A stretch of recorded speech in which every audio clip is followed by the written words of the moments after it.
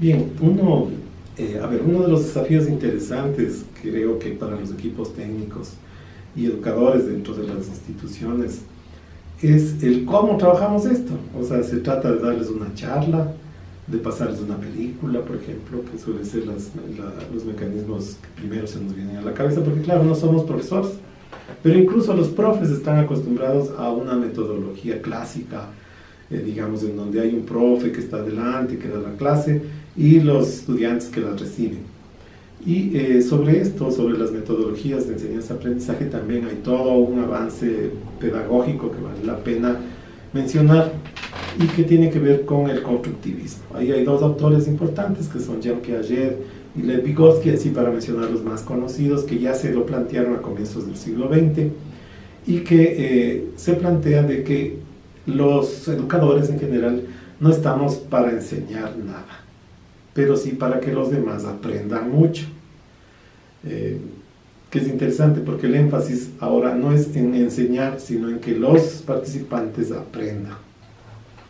Y claro, parece que fueran de la misma cosa, pero no es lo mismo, porque cuando yo planteo que voy a enseñar, yo soy el protagonista, o sea, el docente es el protagonista.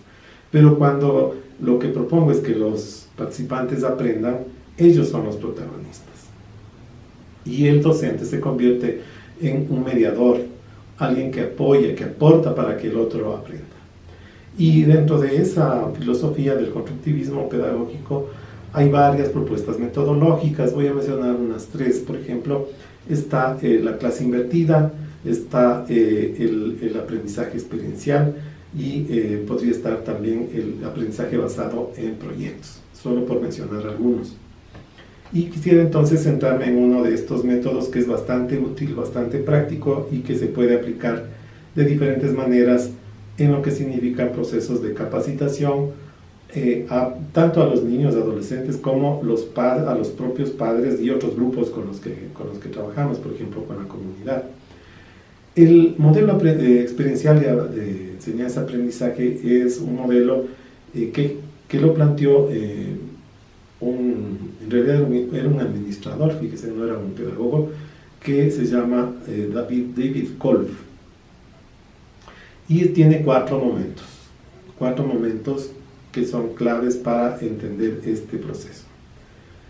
Y el primer momento es la experiencia concreta. La idea es recuperar o generar una experiencia en donde los participantes viven esa experiencia o cuentan esa experiencia, y a partir de esa experiencia hay un segundo momento en donde se llama observación y reflexión.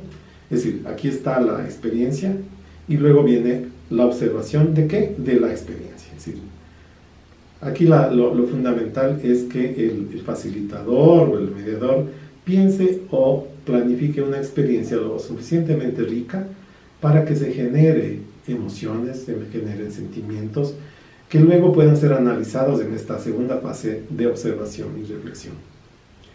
Si observamos la experiencia, vamos a obtener mucha información desde los participantes de lo que sintieron, de lo que aprendieron, de lo que les gustó, de lo que no les gustó, y recogemos toda esa información generada desde los participantes.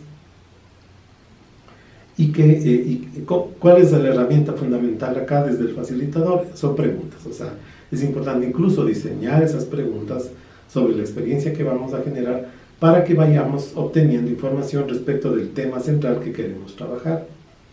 Recién entonces, luego de haber hecho esta observación y reflexión, en donde ya van a empezar a salir algunos conceptos surgidos de la propia experiencia del primer paso, vamos a un tercer momento, que es la conceptualización. Acá recogemos todo, sistematizamos toda la información que ya surgió desde este meditar, observar lo vivido, lo experimentado, y poder hacer aportes teóricos ya más científicos, entre comillas. Y acá es donde el educador puede aportar ya con conocimientos claros, organizados, pero a partir de lo que ya surgió desde el grupo. Es decir, no es una información fría que surge de entrada, sino que surge a partir de esa experiencia y que además se realiza en una interacción dialógica entre los participantes y el facilitador. Incluso en esta fase, si dentro de los participantes hay algún especialista que podría aportar más teóricamente sobre el tema que estamos trabajando, bienvenido. O sea, no tiene que ser la estrella siempre el capacitador. Si hay alguien que tiene más información, conocimiento, es bienvenido. Pero básicamente la idea de este tercer momento es sistematizar la teoría, lo conceptual, y hacer aportes teóricos, aportes de autores, bibliografía, estudios científicos, etcétera, que ahonden y que profundicen y den suficiente información sobre el tema que se quiere trabajar, que puede ser, por ejemplo, una habilidad para la vida. Incluso en esta tercera fase se puede incluir, por ejemplo, algún test o algún examen sobre la parte conceptual. Sigue siendo conceptual. Es decir, acá la idea es, aprendimos esto, y así lo aprendimos, a ver, hasta saqué 10 sobre 10 en el examen que tomaron, pero está recién en la tercera parte. Hay un cuarto momento. Y ese cuarto momento es clave porque es el de la aplicación práctica. Si responde a la pregunta, ¿para qué sirve todo esto que aprendí? ¿O cómo lo aplico en mi vida cotidiana? Y acá hay dos palabras claves en este cuarto momento, que las palabras claves son personalización y vida cotidiana. Es decir, cuando hablo de personalización, a cada participante le pregunto, tú, Juanito, ¿cómo vas a aplicar eso? ¿En qué situaciones específicamente te sirve lo que has aprendido a ti? María y tú, seguramente los dos van a aplicarlo de manera distinta porque tienen vidas distintas. Entonces, la aplicación práctica tiene que ver con cómo aplico todo esto y conocimiento, toda esta experiencia que he tenido en mi vida cotidiana, es decir, en el día a día. Digamos, la diferencia es que hay cosas que uno aprende y dice, eso lo aplica si usted se hace ingeniero, por ejemplo, no sé, el álgebra. Probablemente te sirva, dice, si aprende el álgebra, algún día lo vas a aplicar. No sé, pero el aprendizaje acá tiene que ver con aterrizar algo concreto. Acá también hay una fase de evaluación, pero la evaluación es cómo estoy aplicando, o primero, estoy aplicando lo que aprendí, cómo lo estoy aplicando y cuál es el siguiente paso. Por eso, este cuarto momento vuelve a ser una experiencia concreta, o sea, vuelve a comenzar con el ciclo de aprendizaje, porque la vivencia de la aplicación del aprendizaje se convierte en una nueva experiencia. Y a partir de esta nueva experiencia generamos otro círculo. Entonces no es realmente un círculo, sino una espiral de aprendizaje experiencial. Quisiera darles un ejemplo concreto. Por ejemplo, trabajamos sobre el tema del control de la agresividad, que es una de las habilidades para la vida. La propuesta es un juego, se hace con adolescentes, se les divide en dos grupos, en tres grupos, ¿no? Los unos son los pollitos, los otros son las gallinas y los otros son los gavilanes. El juego, ¿cómo se llama? Pollitos, gallinas y gavilanes, así le pusimos el nombre. ¿En qué consiste el juego? Las gallinas hacen un círculo dentro del cual están los pollitos y los gavilanes están afuera. La tarea de los gavilanes es tratar de sacar algún pollito desde el círculo hacia afuera. La tarea de las gallinas es proteger de tal manera el círculo, cerrar de tal manera el círculo, de manera que no puedan ingresar los gavilanes al interior del círculo. Entonces se les divide al grupo y se les da las instrucciones y el rol que tienen que hacer. Y luego se les pide que jueguen. ¿Qué es lo que pasó ya en la práctica? En la primera oportunidad era mucha agresión de parte de los gavilanes. Querían a la fuerza abrir el círculo de las gallinas para llegar hacia los pollitos. Y claro, la reacción de las gallinas también era violenta. Entonces, por supuesto, no se les deja jugar muy largo esta primera parte. Y luego se les detiene y se les dice, regresen, piensen en otra estrategia diferente a la que aplicaron para ver si logran su objetivo de coger a los pollitos. Entonces los gavilanes se reúnen y piensan en algo diferente. En esta segunda ocasión lo que hicieron es buscar el eslabón más frágil del grupo de gallinas, a ver si jalándole podían sacarles a los pollitos. La verdad es que no tuvieron mucho éxito porque las gallinas más grandes, digamos, igual protegieron y no pudieron. Entonces se parece y se vuelvan una tercera ocasión.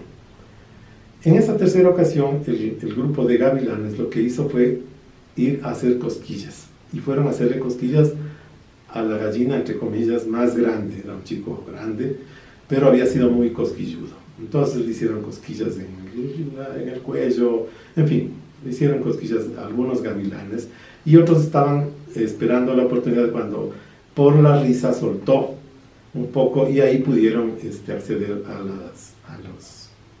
a los pollitos. Esa es la experiencia concreta. Es un juego. Puede ser un juego, como en este caso. Pero luego vamos al aula y conversamos. ¿Qué pasó en el juego? ¿Qué significaban los gavilanes? ¿Qué hicieron las gallinas para proteger? ¿Cómo se sentían los pollitos? Y sacamos toda esa información y luego la trasladamos hacia la cotidianidad. ¿Nos pasa eso en nuestra vida real? ¿Será que con la violencia se obtiene siempre lo que se quiere? ¿Será que hay otras alternativas para lograr los objetivos? Y eso, las respuestas que iban dando, las íbamos tomando. Y claro, con esa información generada por los propios chicos, que esa es la parte bien interesante, porque son conceptos que ellos van surgiendo y que van dando ejemplos de aterrizar esta experiencia ya hacia lo que significa el manejo de la agresividad y de estrategias distintas para obtener resultados no basados en la violencia. Y luego, por supuesto, hay un aporte teórico que sería ya el tercer momento, a partir de esa reflexión de lo que significa modalidades de comunicación no violenta, la comunicación asertiva y cómo decir cosas a veces para conseguir mejor, o comunicarnos de mejor manera sin hacerlo de una manera violenta, respetando al otro. Todo eso se lo plantea como una alternativa conceptual. Y finalmente la propuesta es, ¿y ahora qué van a hacer con esto? ¿Qué van a resolver en concreto? ¿Dónde es que a veces tienes conflictos? Entonces, por ejemplo, algunos de los chicos tenían conflicto a la hora del almuerzo, la comida, porque se ganaban el puesto que él quería, en fin, cosas como esa. Y entonces, claro, la idea era aterrizar. ¿Cómo aplico esta comunicación asertiva? ¿Cómo aplico una comunicación no violenta? Juanito, ¿cómo lo va a aplicar en ese tema, en ese lugar, o sea, a la hora del almuerzo? Otro podría ser en su relación con sus compañeros en el colegio, otro podría ser en su relación con su familia, en fin. Es decir, la idea es todo este proceso de aprendizaje, cómo se aplica y cómo luego podemos evaluar si efectivamente esa herramienta te sirvió. Hay veces que se puede hacer un ejercicio, por ejemplo, un sociodrama, para ver si está, digamos, la aplicación práctica ahí incluida. Como ven, un poco la propuesta del modelo experiencial, para hacerlo en síntesis, tiene 4 momentos. La experiencia concreta, la observación y reflexión, la conceptualización y la aplicación práctica. Creo que sobre todo esto último es bien importante. Muchas veces en nuestros procesos de capacitación llegamos hasta la conceptualización y nos gastamos además mucho más tiempo en conceptualizar y no llegamos a la aplicación práctica, que es donde se pone en juego lo que has aprendido. Algún autor dice que no hay aprendizaje si no hay cambio de conducta. Entonces, claro, podemos pasarnos la vida dando información y termina solo siendo información. Si no hay un cambio de conducta en la incorporación de una destreza, entonces no ha habido realmente aprendizaje. Yo creo que ahí lo importante es que algo que me parece novedoso es que le das un momentito para pensar juntos qué situación conflictiva o problemática en la vida real presentas en donde podrías aplicar esto. Claro, por eso las 2 palabras claves en este último momento son personalización y vida cotidiana. O sea, yo, Jorge, en mi vida cotidiana, en donde es que a veces tengo tendencia a actuar violento, por ejemplo. Entonces, de pronto, en mi relación con mi pareja, a veces pierdo la cabeza y le grito, le falto al respeto. Y es ahí donde necesito, digamos, generar estrategias de comunicación diferentes. Pero no es lo mismo con Juan, que Juan de pronto sus situaciones conflictivas son en su trabajo, donde no se lleva bien con los compañeros, y ahí, entonces, fíjate, es la misma habilidad, pero en diferentes contextos, porque son personas distintas. Entonces, esas 2 palabras creo que son bien importantes: personalización y vida cotidiana.